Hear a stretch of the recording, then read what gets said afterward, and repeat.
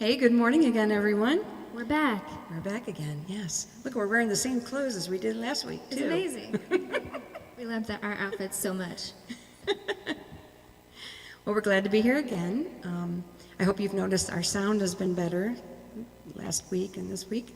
We've got it to all work right, and so it's A lot of all effort good. put into that, so thank you, Kirby's. Yes.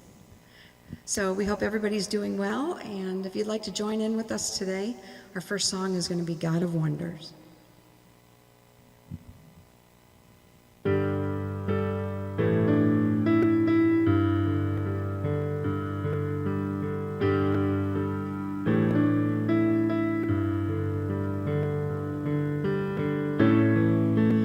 Lord of all creation,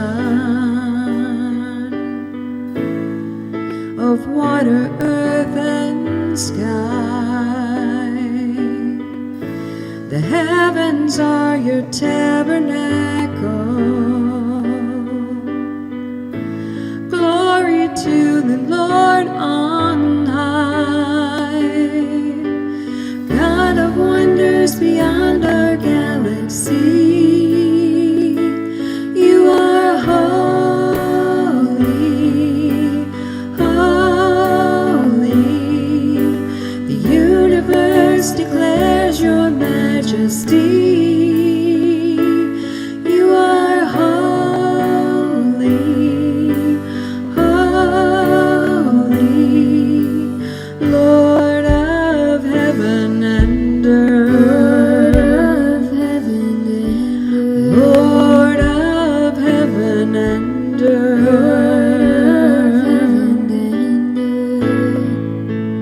Early in the morning, I will celebrate the light. And when I stumble in the darkness, I will call your name by night. God of wonders beyond our galaxy, you are holy, holy. The universe declares your majesty. You are holy, holy, Lord of heaven and earth. Lord of heaven and earth. Hallelujah to the Lord of heaven and earth. Hallelujah to the Lord of heaven and earth. Hallelujah to the Lord of heaven and earth.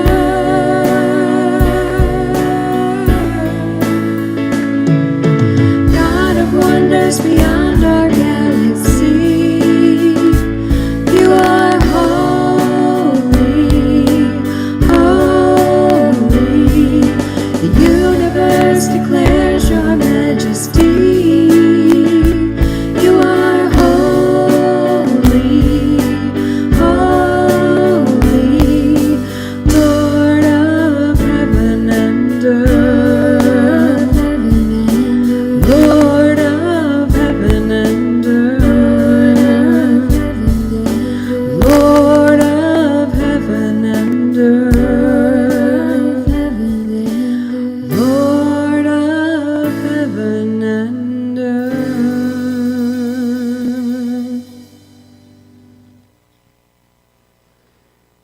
All right, our next song is going to be Every Move I Make. We haven't done this song in a while, and this is a really good, easy song for everybody to sing at home with us. So we hope you're singing along.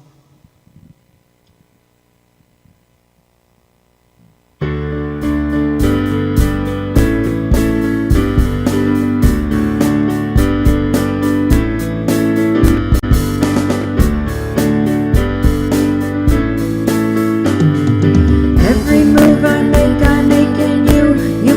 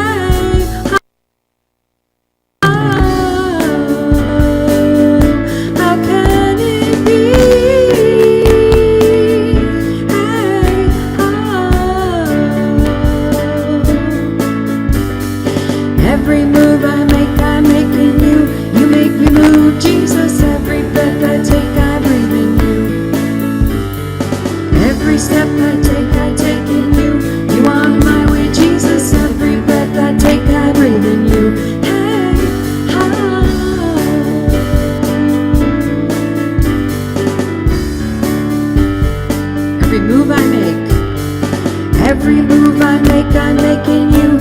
You make me move, Jesus. Every breath I take, I breathe in you. Ooh, every step I take in you.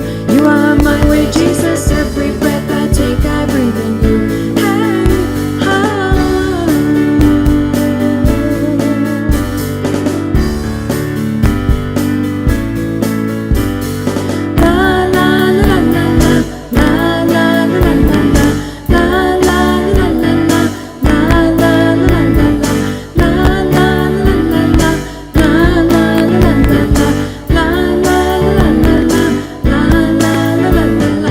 waves of mercy, waves of grace. Everywhere I look, I see your face. Your love has captured me. Oh my God, this love, how can it be? Hey, oh, how can it be? Hey, oh.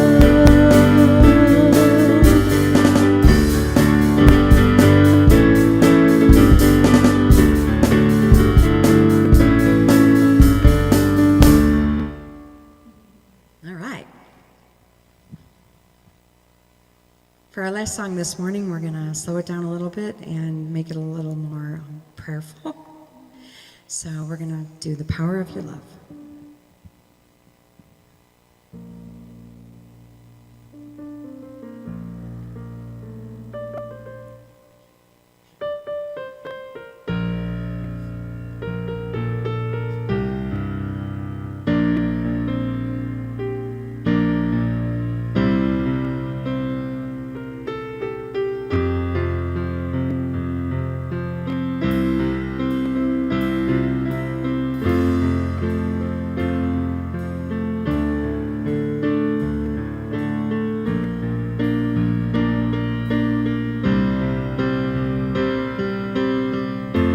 Lord, I come to you. Let my heart be changed, renewed, flowing from the grace that I found in you.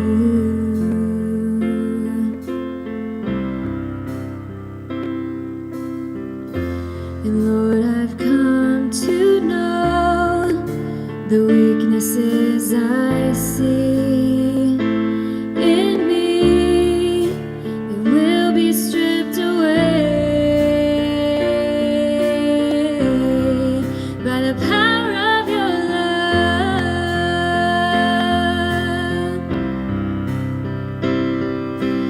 Hold me close, let your love surround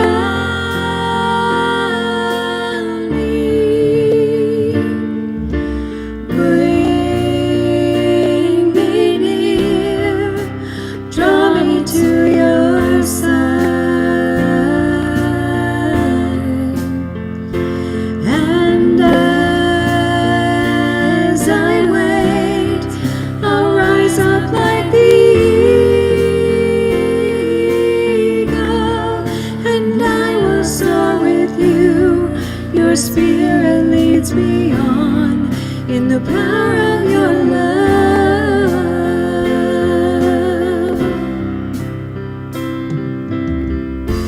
Lord, unveil my eyes. Let me see you face to face, the knowledge of your love as you live in me.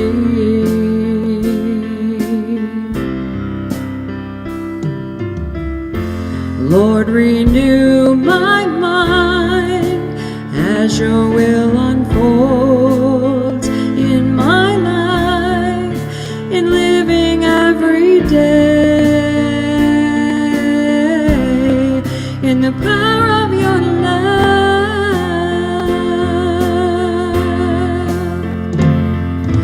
Hold me close, let your love surround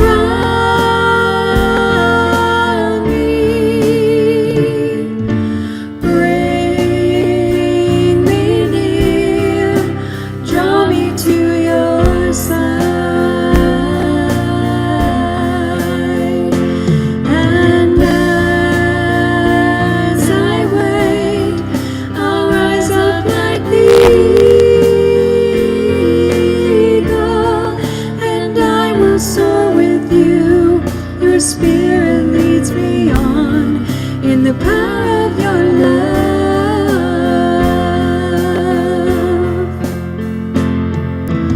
Hold me close, let your love surround me. Bring me near, draw me to your side. And as I wait, I'll rise up like the eagle, and I will soar with you. Your Spirit leads me on in the power of your love. And I will soar with you. Your Spirit leads me on in the power of your love.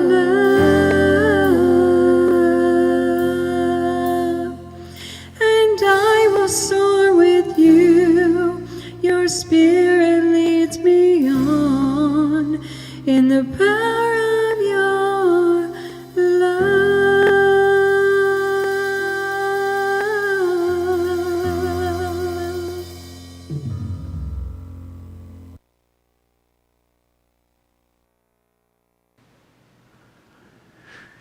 Good morning, Lighthouse.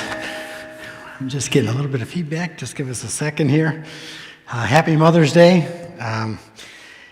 It's interesting, this week, Michelle and I took a little road trip.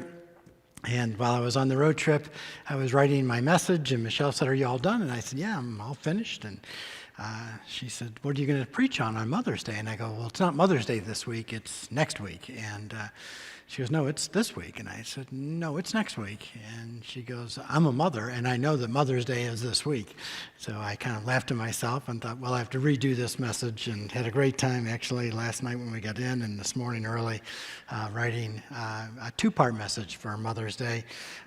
It's interesting because when I went on the web this week and was looking for some quotes, and a number of you got pamphlets that we sent out this week with a little note that I put in there, and you were thanking me for that and thanking me for remembering all of you. And I thought you should know that it was Amy Drevenick's idea. And Amy asked if I would like to put a note in there, and I said I would be happy to, and so I wrote a note. And so it might seem as if I was the mastermind behind that. And in fact, I'm not the mastermind behind the music or these videos. I've pretty much been trying to stay in the background, and other people have just really come forward and really stepped up. And so I'm grateful, and I'm grateful for how much it has meant to many of you that have listened to it. But it's interesting, when I pulled up the Mother's Day quotes earlier in the week, it actually had Mother's Day ideas for quarantine, Mother's Day quarantine ideas for gifts, Mother's Day quarantine ideas for poems. And it was interesting because I thought this is 2020, and it'll always be remembered as the quarantine Mother's Day. But I also had a note on my desk when I got in yesterday that Amy had left there, and I thought I would read it because it was in this note and some of the thoughts that I had in my mind as to where this sermon or this series of sermons was birthed from. It says, "Dear Lighthouse, I sure do miss everyone, but I am so thankful for the Facebook church. I don't know why, but just seeing Mike and Scotty's face and hearing Tracy and Naomi sing puts a bit of sunshine on my soul. Thank you. I hope all is well with my extended family, for I miss all of you so very much. I heard on the radio that now the churches that are going online, that the concern is that people will stop going to church and only Facebook it. I thought, honestly, Facebook is a great idea, especially when you're out of town or can't attend, but until you have a personal contact, you don't realize how important it is. If anything, I hope this teaches us to live more in the moment, really cherish friendships, and really know what is important. Take care, friends. Love, Paula Kasman." I like that idea, to know what is really important. And I think when we look at Mother's Day, oftentimes we look at mothers, and usually that's what I do preach on, but that idea about what is really important really struck me. We have done a number of series on this idea of songs, and we've looked at Hannah's song and Mary's song and Moses' song and David's song that we'll hopefully get back to in the next couple of weeks. But these songs are beautiful songs of individuals that have gone through through difficult times, and God has been their restorer, and He's brought a sense of beauty to them. But two of those songs are basically songs that are written and sung by mothers who recognize what is the most precious thing that they have in life. And both of these mothers write songs about that precious thing that they have in their life. And of course, that is their child. One person said, the most precious jewel you'll ever have around your neck are the arms of your children. Irma Bombeck had a quote that kind of helped me understand my mother a little bit better. When your mother asked, do you want a piece of advice? It is a mere formality. It doesn't matter if you answer yes or no, you're going to get it anyways. I can almost remember having an epiphany, and it changed my relationship with my mother forever. She wasn't trying to run my life or make me a mama's boy. She just had been hardwired to help, right or wrong, and her intentions were not malicious, but they were just something that she needed to do. And when I looked at my mother through those eyes, it helped me to be able to see how precious she was and that she was never really trying to badger me. So for the next 2 weeks, we are going to examine the truth really of the first quote. The most precious jewels you'll ever have around your neck are the arms of your children. It's from another song. And about 7 years ago, we went through the ascending psalms, or the songs of degrees, or the songs of steps, or the pilgrim songs, or the going to worship or going to church songs. Songs for the road, one ancient Hebrew said. And interestingly, Michelle and I went on a short road trip recently, and on that road trip, I'm always reminded of On the Road Again. And there are songs that you want to listen to. There are songs that are important to you.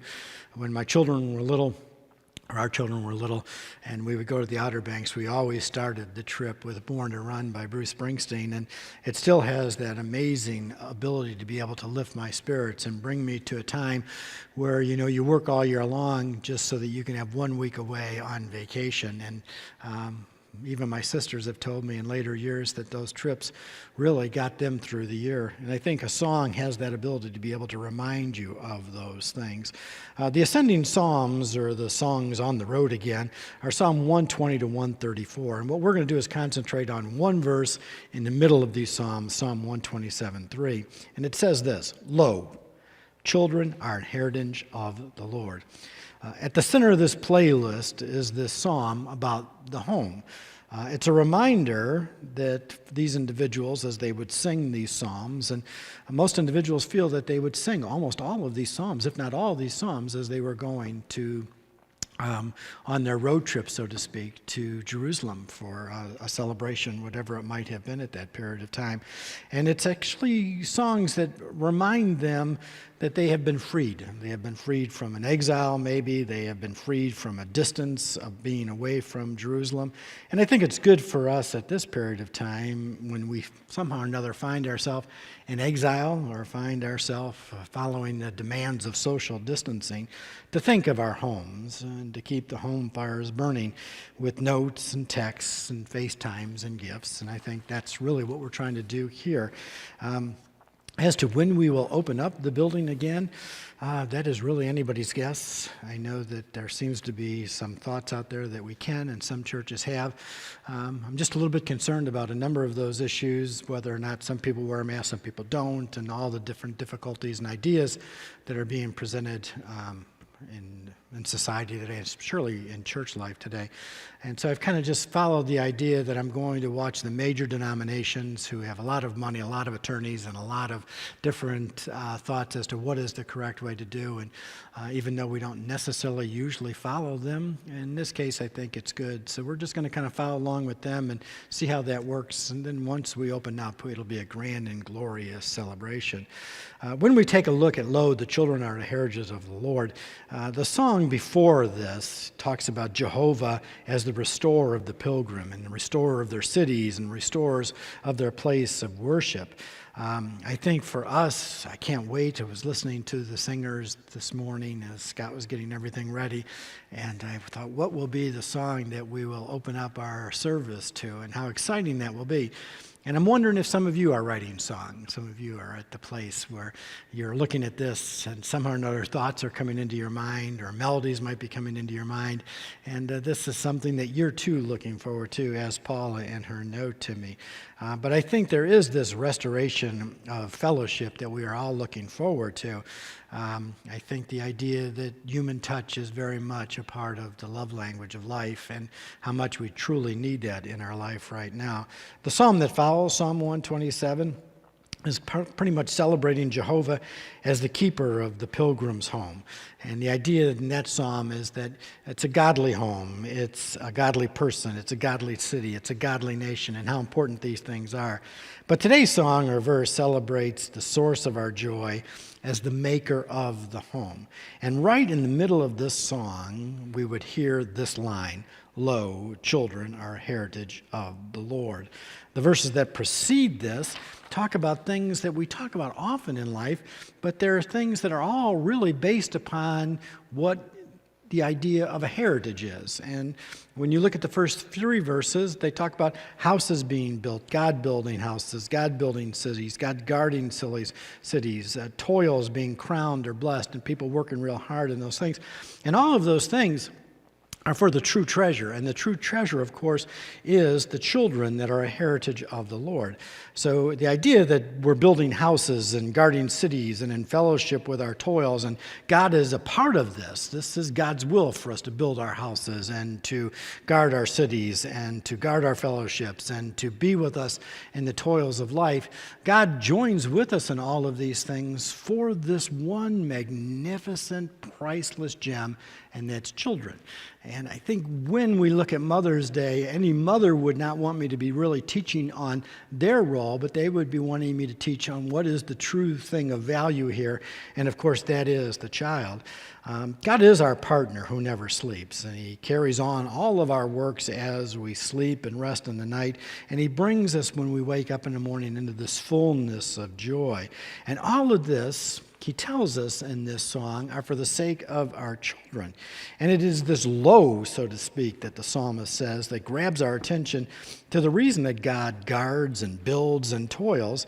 And the message is a reminder to mothers in all of their forms and all of their manifestations, whether young or old, whether grandparents or step-parents or adoptive parents or foster parents or father parents or male parents or female, all of this have been given to us for the service of our children. And I think this is something that we oftentimes need to remind ourselves of. On this road trip, I was listening to a number of different songs, and they would bring to my remembrance things that I had made decisions about in my life and the joy that came with that song. A couple of weeks ago, I talked about Medina Creative Housing and how someone in this situation, these are not their children, but they are in service of other children, and they are serving them. And this Medina Creative Housing came into effect because somebody was looking to be of help. They were looking to serve children. They were looking to help families that were in need. But really, it was children. Even though the family was there, they could not think or contemplate that there would be children going to bed hungry. So they asked me to look into this, and I was thankful to be able to look into it. And then you find out that there are these children that are out there, and they have difficult problems in their life and special needs in their life, and they weren't being fed. And when this person saw this, they immediately said, that's exactly what I would like to do. And it was because of their love of God and love of humanity that caused them to do this. And they recognized that these children were a heritage of the Lord. And so this love for God and humanity that truly urges us on in our life. And whether it's the missionaries in our church that go to Haiti or Africa, whether it's teachers or educators, or whether it's nurses or doctors or builders or soldiers, we see all of these today as essential workers, so to speak, and people that are not essential workers. There are children today that are confused, and they are trying to figure this out and trying to get answers to the questions that they have as they go through this difficult time. not only in America, but around the world. And there are those that have to be able to answer their questions. And that's why it's good to adopt a child. If you don't have a child in your home right now, find a child that you can somehow or another recognize the wealth of what God is doing all these things for. And it surely is the children, because children are a heritage of the Lord. And it's a great word, surely, to help us understand what mothers seem to know, or most mothers seem to know instinctively, and that's the privilege and responsibility that comes with caring for children. No life is complete that is not influenced by children. If they are not in your home, as I said, in the name of God, get out and help find one somewhere, whether it is in some orphanage, whether it's someone else's, whatever it might be. Make sure that you have children in your life to make sure those things. For years, when we had the Awana program, a number of people were involved in that their children had long since left their home. But they really felt a call to be able to tutor the children and to love the children and to feed the children and to be an example to these children. And I always looked at these people as people that really knew what was valuable. And I always thought I would listen to them, whether it was investments or whatever else that they were doing in their life, because they somehow or another were able to cut through everything else and say, this is the thing that is most valuable. And all the ideas today that we have about prosperity and what God wants to do, and you listen to them and God wants to give you this, or God wants to give you this, or he's going to do this. Very rarely do you hear them talk about the most valuable thing that God can give you. And of course, that is a child, as any mother will tell you. Your life lacks the touches and influences which make for the perfection of your character if you don't allow children to be involved in your life or to touch your life. If you help children, you receive from them the sacred and hallowed ministry that only this heritage or children of the Lord can provide. Help children, which can never repay. The true poor they are, and God, the Bible says, will become your banker. Lo, children, if you will reap into their lives, you will sow eternal benefits in your life, in this world and in the world to come. Mothers, I think, in most cases, have experienced the privilege and responsibility that leads to the completion of their character. Children are a heritage. Is not this to be quickly read or sung over? It's something that truly the psalmist wants us to meditate on. What is a heritage here? And the idea here that the psalmist is trying to get us to understand is that there's this transfer of power from heaven to us. The Lord has entrusted us with the rights of a temporary inheritance. And the idea is don't squander this privilege and its responsibilities, which of course we see everywhere. That's why if you don't have children, there's children to be had.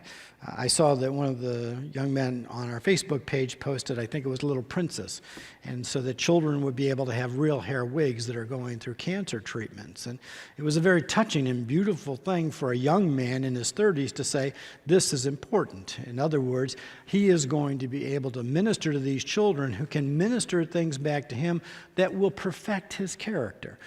It'll perfect him into be the man that he wants to be. And it's something that only a heritage can give you. And that heritage, of course, is of the Lord, and that heritage, of course, are children. So don't squander these privileges and responsibilities because they are everywhere.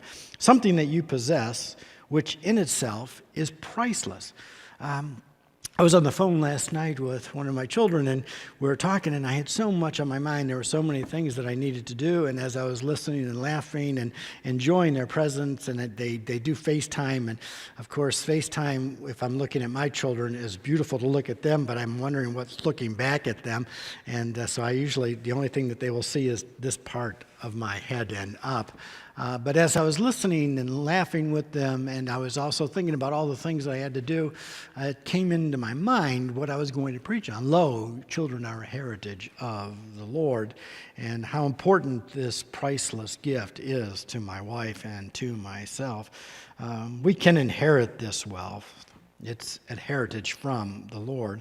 So whether in our home or those we are giving ourselves to in our life, we are to look at children as an inheritance And this is actually, the idea is this inheritance is like a leased property to be cared for. It's not absolute and final, for ultimately they belong to the owner of the land, and that is God. But nevertheless, while we have them, they are our wealth and our heritage. We were blessed over the past couple of weeks to stay in a home, and we treated that home because somebody leased it to us and allowed us to stay there. Not that they charged us, but they said, this is a place that you can go. And we treated it as if it was our own. We treated it as if it was something that when we left, it was left better than where we found it. And the idea that this psalmist wants us to understand is that with children, it is the same way. God thinks about us, and so he sends us children, and they are the heritage of the Lord. So sometimes we look at children as the work and the difficulties and the responsibilities, but we don't look at it as this privilege, and we don't look at the child as this is something that is priceless. And in this priceless child, they are going to perfect my character. They are going to perfect my personality. A poem by George MacDonald entitled Baby, in the last line, kind of gets us to the idea of exactly what I'm trying to get at. Where do you come from, my baby dear? Out of everywhere into here. Where did you get those eyes so blue? Out of the sky as I came through. What makes the light in them sparkle and spin? Some of the starry twinkles were left in. Where did you get that little tear? I found it waiting when I got here. What makes your forehead so smooth and high? A soft hand stroked it as I went by. What makes your cheek like a warm white rose? I saw something better than anyone knows. Whence that three-cornered smile of bliss? 3 angels gave me at once a kiss. Where did you get this pearly ear? God spoke, and it came to hear. Where did you get those arms and hands? Love made itself into bonds and bands. Feet, whence did you come, you darling things? From the same box as the cherub's wings. How did they all come to be you? God thought about me, and so I grew. And how did you come to us, you dear? God thought about you, and so I am here. It's oftentimes misses this great thought that the children come into our life because God thought about us, and that this child somehow or another is going to make us so much better than what we thought. Where did you come from? What is this truth? That God thinks about us, and so he sends us children. And whether they are children from your own home, or whether they are children that you adopt or foster, whether they're children that you will never ever see in your life, but somehow or another feel by the love of God and the love of humanity to be able to help them as they go through life. What is the value of this possession? It is their personality and your personality. We are to understand this heritage of the Lord, and when we understand it, it constitutes a personality, and the idea of this heritage is it creates a personality. And many years ago at a temperance meeting, there was a sign above the auditorium as you went in. One child is worth more to God than all the silver and gold in the world, and so they are to you if they are your child. So just for a moment, let me set aside preaching. Let me set aside the idea of teaching and just have an unassuming conversation with you. I still find it difficult to have a conversation with you through a camera, but the thought of what is the wealth of a child.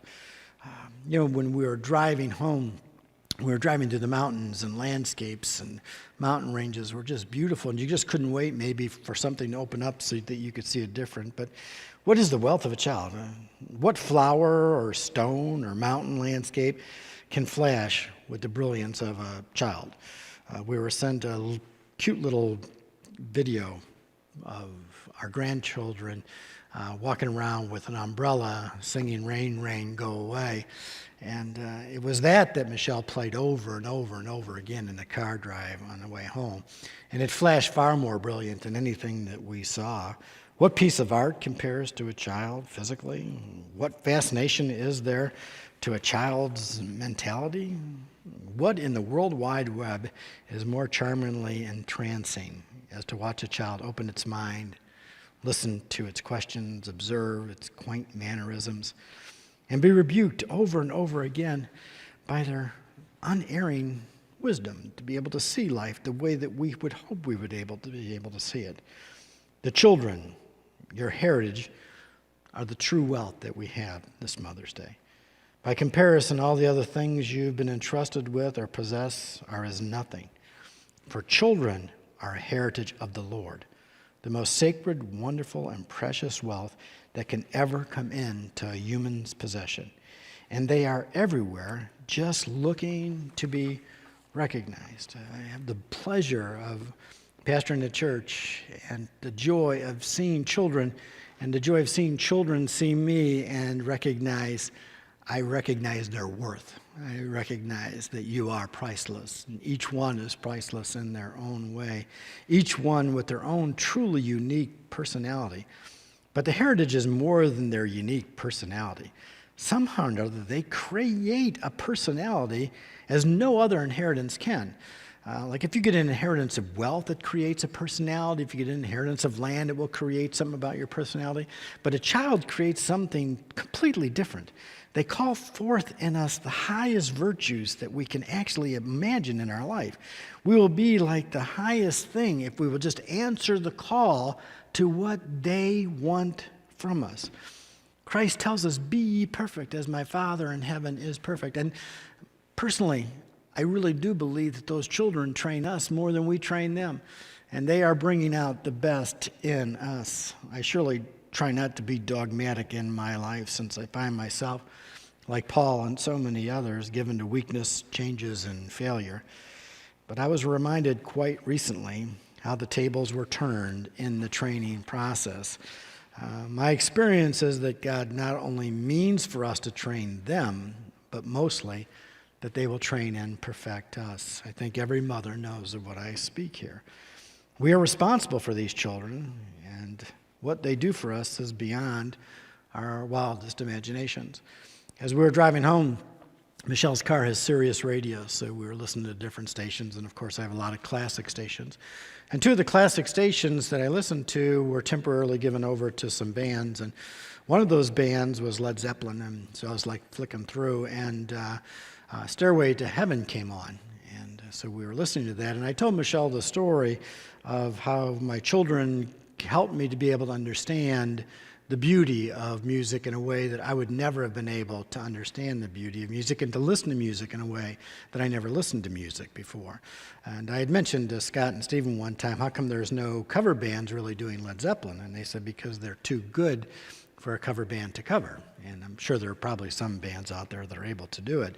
But Stephen told me, Dad, if you listen to Led Zeppelin, you have to listen to the drummer, John Bonham. He is a unique and great drummer in his own way. And if you really listen to Led Zeppelin music, Jimmy Page gets all the credit, but the driving force behind Led Zeppelin is, of course, this John Bonham and his ability to be able to play the drums. And he recommended a web page that I would look at on YouTube, and so I watched it, and it was quite intriguing, completely out of my pay range, but listening to this individual who is a great drummer in and of himself talk about John Bonham and how people can't do what he does. And so as Michelle and I listened to Stairway to Heaven, you listen to the guitar, and as a young man growing up, it was the guitar, the lead guitar that everybody wanted to be. But when those drums came in, I can never listen to that song again without just waiting for the drums. It's kind of like I never noticed the bass until my sons played the bass, and now I always notice the bass line, and now I always notice the drum. I say that as a simple story, but it perfects us. It helps us to be able to see things that we didn't see before. And truly, that's what children do. So if you don't have any children in your life, go find some. Coach a team, coach a soccer team. Find some ministry that feeds them or clothes them. Sing to them. Make ultrasounds of them. Lo, children are a heritage of the Lord. Houses, cars, industry, cities, all of these things are given to us for what reason? Children.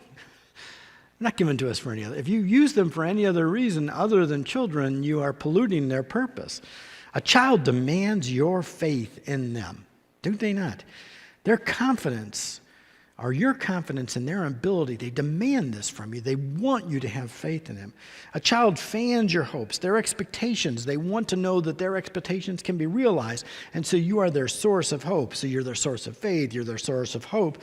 When the storms somehow or another demand you, or as they come at you and like a storm and demand your love, and they demand this ability to be able to believe in them and hope in them and to overlook all of their faults.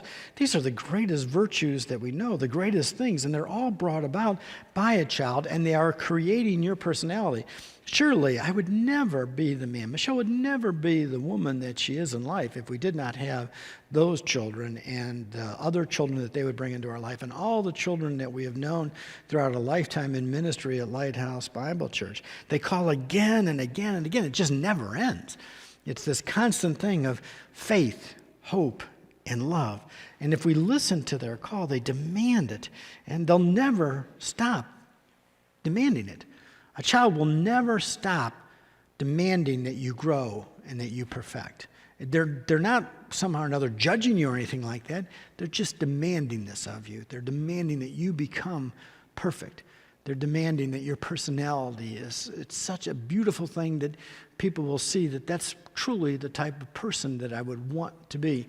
I've told the story about Howard Hendricks on a number of occasions when somebody asked him who's the greatest man that he ever met in his life. And he talks about a man that had 4 daughters, and they were all mentally challenged in life. And when the first one came, he felt, what did I do wrong? What was the difficulty? And then the second one came, the third and the fourth, they're all with the same. And so when somebody asked him who was the greatest man, he said, that man is the greatest man I've ever met in my life. He's flown all over the world to help couples and to help families because those girls came into his life and taught him to be the most patient, kind, caring, giving man that he had ever met in his life. Now, we might look at them and say, well, those children, but every child, whether they are challenged or whether they are not challenged, are a heritage from the Lord. And they demand that you will grow. They forever demand this. They develop a life that is prepared for all that they are asking from you. This ceaseless vigilance, so the greatest things in your life can be brought into play in your life. And they move you toward perfection. And they move you toward this because you are in the presence of God's heritage, and that, of course, is children. They are of the Lord, not from the Lord. He does not abandon his claim on these children. I know that what I'm about to say is kind of shaky, but when you have a child in the United States of America, the state steps in and says, we have a claim to that child too. And I know we don't like that idea, and I've had some issues with that over my life, but the state simply comes in and they say, you can't do whatever you want with this child. And this is good, I think, when we really think about it. That child is not your property for you to do with as you will in your life. You can't ill-treat a child. A great movie of yesteryear called Kindergarten Cop, we find Arnold looking at this little boy who's all bruised up, and the mother keeps saying he fell down the steps, and finally, Arnold sees the father and realizes that the child's just being abused, and he says, I'm going to report you to the authorities. It's because this father thinks that he can do whatever he wants with this child. And we're grateful that we can contact the state at this place and say, listen, they don't know what they are doing, or they do know what they're doing and they're justifying it. Surely you can overstep your bounds, I think, and the state does oftentimes. When my children were little, there was a thing called outcome-based education, and so I was reading through the lesson plans, and I made an appointment with the individual that was in charge of the education curriculum in Parma, and I sat down. I said, it's not your responsibility to teach my children morals and spiritual values. That is my responsibility. You can teach them reading, writing, and arithmetic, and I'm all for that, and you can teach them the different ways of that, but I won't let you come in and teach them those things. But on the other hand, you can't starve or abuse a child that lives in the United States of America. Thankfully, we have powers that are ordained of God, even though they're often forgetful of him. And they are here because God governs in the affairs of men. And surely if we have Christian values. They should permeate society, and the rights of a child should always be recognized. And that's the importance of recognizing that children are a heritage of the Lord. That's why I think we have such difficulties. Many of us have difficulties with abortion or infanticide. It's difficult. It doesn't seem like a week goes by now where we don't find some boyfriend killing a child and in a relationship. And it's this idea that child's in the way of their relationship, or we find a mother drowning her children because their children are in the way of a relationship that she wants from somebody else. And I think in all of these cases, we are grateful that the state says, no, this is not something that you are allowed to do. So if the state cares for a child, it'll legislate for a child, it'll think for a child, it will ensure that your child has, its well-being is paramount in their mind. The writer of the Hebrews said, we had fathers of our flesh to chasten us, and we gave them reverence. Shall we not much more rather be in subjection unto the Father of spirits and live? Mothers are of the child's flesh, but there is a father of the spirit, and we are but the mothers or fathers of the flesh, and God is the father of our children's spirit. So when we look at life, we always have to keep that in mind. We are in charge of this, but we have to make sure that their spiritual welfare is also taken care of. And he retains this final ultimate claim upon your children. They are a heritage. They're a wealth beyond imagination, but they are of the Lord, and therefore we are responsible to God for them. They are his real estate, so to speak, and we are the individuals that are on lease of a personality that's been brought into our life. And we possess, but we might not do as we like with them. The state says we cannot abuse them physically, mentally, or sexually, and God says that we can't do this spiritually either. We are in for a severe reckoning if we somehow or another starve our children of their spiritual life. Its kinship and relation to God is the ultimate reunion that they will have one day with their Creator, and it is a part of our responsibility to recognize what a great worth this is, and in our teaching and mentoring of them as they go through life. This is a privilege and a responsibility, and they are but dust and will return to dust, but their spirits will live for all eternity. Our children are not our own.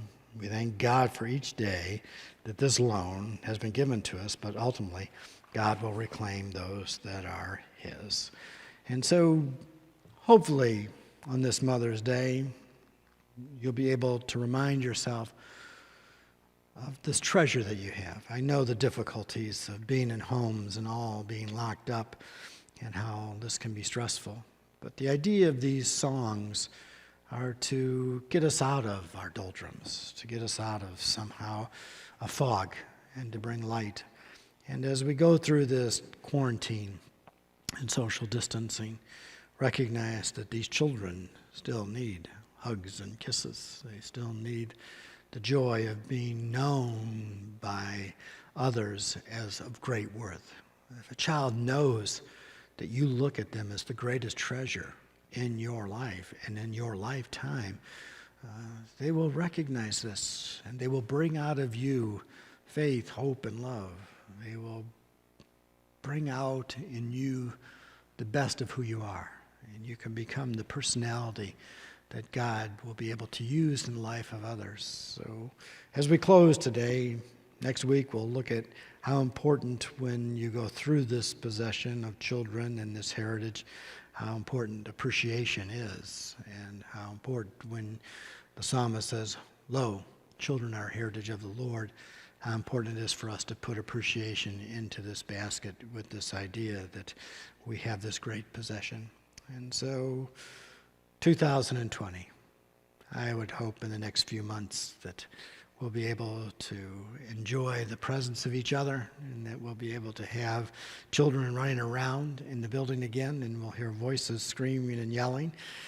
We have it occasionally. Again, I want to tell you, if you'd like to come up for a little bit and let your children run around and scream and yell, we are more than welcome to allow that, and for you to come on in and just enjoy some time together again in a place that we have set aside to praise and worship God. And ways that we might not be able to do in other forms. So may the grace, mercy, and peace of God be with you all. Amen.